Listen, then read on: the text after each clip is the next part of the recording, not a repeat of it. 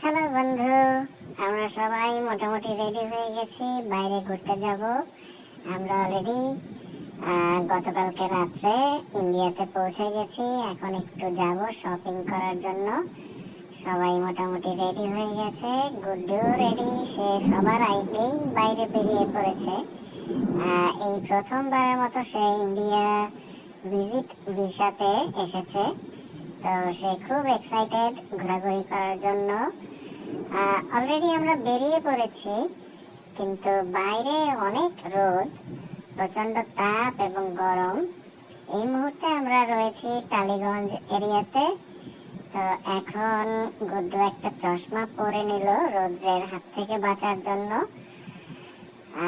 সে এগিয়ে যাচ্ছে, আমরা যাচ্ছি। এখন আমরা চলে এসেছি মেট্রো স্টেশনে। এখান থেকে আমরা